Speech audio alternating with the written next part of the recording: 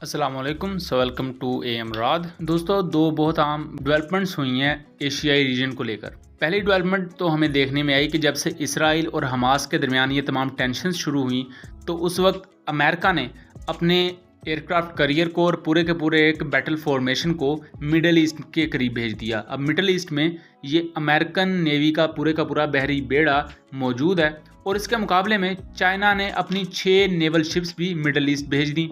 अब ये जो 6 नेवल शिप्स हैं इनमें से ज़्यादातर चाइना की टाइप 52 डिस्ट्रॉयर्स हैं।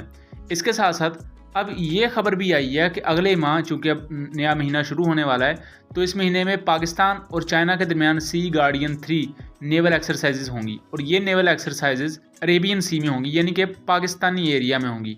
और चूँकि हम जानते हैं इस वक्त जो नेवल शिप्स हैं चाइना की वो कुवैत के करीब मौजूद हैं और उनकी प्रेजेंस मिडिल ईस्ट में अमेरिका के लिए एक खतरा समझी जा रही है और अमेरिका इसे अपने काउंटर के तौर पर देख रहा है। हुआ कुछ यूं ही नहीं, बल्कि अमेरिका पर रिसेंटली कुछ अटैक भी हुए, मिस्टीरियस अटैक, जैसा कि 17 अक्टूबर को हाउसी फाइटर्स की तरफ से अमेरिकन शिप पर अटैक किया गया।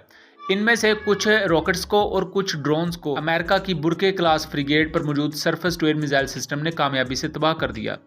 उसके बाद अमेरिकन नेवी भी अब काफ़ी ज़्यादा चौकन्ना हो चुकी है मिडिल ईस्ट में और अमेरिका इन चाइनीज़ शिप्स को ऐसी प्रोक्सीज़ का हमायती समझता है, क्योंकि अमेरिका की ये दुश्मन है ये प्रोक्सीज़। और इस वक्त चाइना के जितने भी कंट्रीज़ इत्तेहादी हैं वो ज़्यादातर मुस्लिम कंट्रीज़ हैं।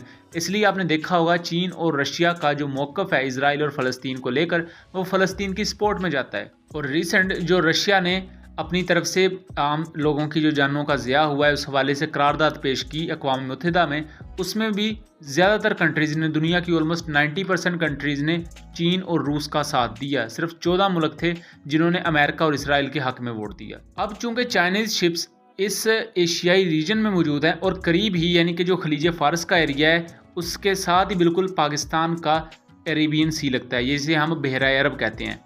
अब कुछ अरसे बाद ही, यानी कि 1 हफ्ते या 1.5 हफ्ते बाद ही, ये चाइनीज़ शिप्स पाकिस्तान नेवी के साथ भी जॉइंट एक्सरसाइज करेंगी। इनका नाम होगा सी गार्डियन 3 और रिपोर्टेडली पाकिस्तान की तरफ से तुगरुल क्लास फ्रिगेट्स इसमें हिस्सा लेंगी, जो कि अब तक की पाकिस्तान की सबसे ज़्यादा एडवांस्ड फ्रिगेट्स हैं। एंड यहाँ जो चीज़ें अहम कही जा रही हैं, जॉइंट हेलीकॉप्टर ऑपरेशंस होंगे, सर्च एंड रेस्क्यू मिशंस, मुख्तलिफ कॉम्बैट मिशंस को सिमुलेट किया जाएगा, यानी कि जंगी माहौल में मुख्तलिफ स्ट्रेटजिक अहमियत के ऑपरेशन जॉइंटली पाकिस्तान और चाइना की तरफ से किए जाएंगे। और यहाँ खास चीज़ एंटी सबमरीन वॉरफेयर भी है, जिसको लेकर पाकिस्तान और चाइना आगे बढ़ेंगे। एंटी सबमरीन वॉरफेयर, मैं इस तनाजुर में कहता चलूँ कि अमेरिका की खास तौर पर Ohio class nuclear powered submarine middle eastern areas में होती हैं। अब ये किन एरियाज़ में होती हैं, क्योंकि सबमरीन की लोकेशन कभी भी डिस्क्लोज़ नहीं की जाती। हो सकता है ये ईरानियन पानियों में कहीं मौजूद हों, हो सकता है ये कुवैत, कतर के एरियाज़ में मौजूद हों, क्योंकि ये काफ़ी ज़्यादा डेप्थ में रहती हैं और इन्हें अमेरिका मुख्तलिफ किस्म के कॉन्फिडेंशियल रोल्स के लिए रखता है। स्ट्राइक तो ज़ाहिरी बात ये कर सकती हैं, हमला कर सकती हैं, लेकिन सबमरीन उसके अलावा भी बहुत कुछ कर सकती है। ये समझ लें कि समुंदर में मौजूद आपका एक स्टेल्थ तैयारा हो सकता है जो बेहतरीन किस्म का आपको रिकॉनेसेंस सर्विलेंस प्रोवाइड करता है। यहाँ कुछ एक्सपर्ट्स का ये भी ख्याल है कि पाकिस्तान इन तमाम एक्सरसाइज में चाइना की टाइप 52 डिस्ट्रॉयर्स को भी परखेगा और उसको लेकर अब अपनी स्टडीज़ को आगे लेकर चलेगा, क्योंकि कहा जा रहा है कि मुस्तकबिल में पाकिस्तान डिस्ट्रॉयर्स को अपनी इन्वेंट्री में लेकर आएगा। पाकिस्तान नेवी को इस वक्त डिस्ट्रॉयर्स की अशद ज़रूरत है अगर हम मुस्तकबिल को लेकर चलें। जिस तरह नेवल टेक्नोलॉजी आगे आगे इवॉल्व कर रही है और जिस तरह के जियो स्ट्रेटजिक हालात बन रहे हैं, तो पाकिस्तान नेवी के लिए ये काफ़ी ज़्यादा इनेविटेबल हो जाता है कि 2028 या 2030 तक पाकिस्तान नेवी के पास डिस्ट्रॉयर्स मौजूद होनी चाहिए। और इसके लिए कुछ तुर्किया की तरफ से मॉडल्स मौजूद हैं। तुर्किया की जो डिस्ट्रॉयर वो बना रहे हैं, उसके अलावा चाइना की तरफ से टाइप 55 और टाइप 52 डिस्ट्रॉयर्स ऑन पेपर हैं इस वक्त के लिए। अगर कहा जाए पाकिस्तान के साथ ये जो एक्सरसाइजेज चाइना करेगा, ये बुनियादी तौर पर चाइना को ज़्यादा देर तक एशियाई रीजन में रहने की भी एक किस्म का जवाज़ पेश कर देंगी। चाइना इस वक्त अमेरिका के खिलाफ अपनी नेवी को लेकर मिडल ईस्ट में मौजूद है। जैसा कि मैंने बताया कि चाइनीज़ डिस्ट्रॉयर्स यहाँ मौजूद हैं।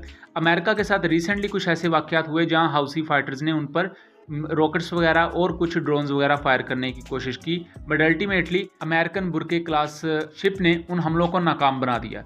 अब चाइना के यहाँ मौजूद होना अमेरिका की राइवलरी के तौर पर लिया जाएगा और ओबियसली इसके बुनियाद पर, जैसा कि प्रो चाइनीज़ कंट्रीज़ हैं इस रीजन में, जैसा कि ईरान की मिसाल ले लें, वो हो सकता है कि अमेरिका के खिलाफ कुछ कार्रवाई करे, बिकॉज चाइना की तरफ से भी थोड़ा सा उन्हें एक किस्म का हौसला होगा, या जिससे आप कह लें कि शय होगी उनके पास कि हम अमेरिका पर एक स्ट्राइक कर सकते हैं।